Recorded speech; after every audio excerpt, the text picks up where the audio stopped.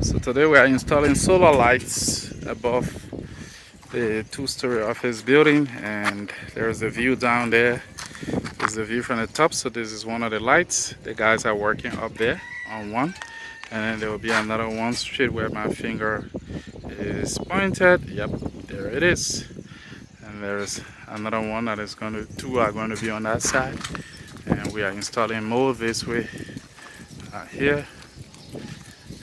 So yeah, this is one of the things that it's really nice to have all of these solar lights with me, and we're just mounting it on the rooftop of the two-story office building here in Johnsonville. This is not in Exeter, so one of the challenges is that, do you see that building over there? So this little protrusion of the building is actually in the alley at the back of my office building here. This is here. But anyway, so these are the challenges. And that neighbor of mine, when they were doing that, I told him that he was actually building in the alley, and he ignored it. And there he is now. And the alley is now small between him and my wall. But I can't do anything about it. And these are some of the things we are going to avoid in X City. But here in Johnsonville, it's a very nice area. But you will face those kind of things where you have no control what your neighbor does to the alley. Sometimes it's not even a block away from you, it's just right adjacent your property, like in my case here in Johnsonville. But here, this is the solar lights. These things are really supposed to be super bright. So, hello, you alright? Yeah, all the neighborhood kids know Uncle Santa. Anyways, so as I was saying, these panels are really good. They're supposed to be great. Let's see if we can get any indications. I remember when I read about it the last time, I forgot what how many watts each of them are. Trying to see if I can find that information. Okay, so it's 1,200 watts, which is sufficient for my case. That is it right there. It's IP65. IP65 means it's water resistant, dust proof, and that's why even the joints here, it is covered to be protective of all of the different weather scenarios. So this is super good, and this panel is actually tiltable. So right now we can rotate it here on these hinges, left or right, clockwise or counterclockwise. And then here this joint allows us to rotate the panel this way. Let me come out a little bit so you can see that, or this way. And you can do this, rotate that way, or this way.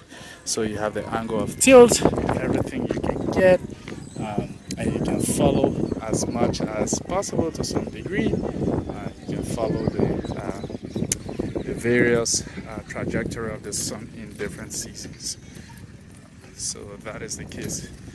Here's my boy here. He's doing all of the setup, the assembly of all of the solar lights. And if he doesn't do a good job, I'm going to kick his ass. So he knows. There you go. He heard that. He's going to do a great job. So they are mounting all of these metal posts, and then we are going to add the light itself to be able to extend it further out. And yeah, so we're setting this up here.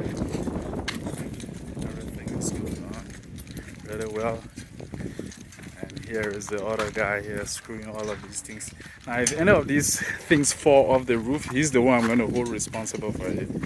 And he's making sure to do everything really nicely. And yeah, so this looks really nice. It's gonna look good. So the welder has welded it.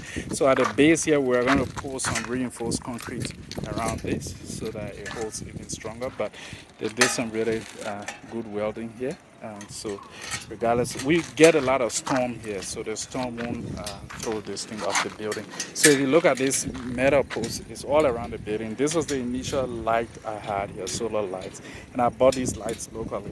But the reason why you don't see a light on these posts, and there are a couple of them around the building, is because the storm threw the light off the building and broke most of them, damaged them. So that was wasted money, but I bought those lights here locally. Each of them cost me $250 US.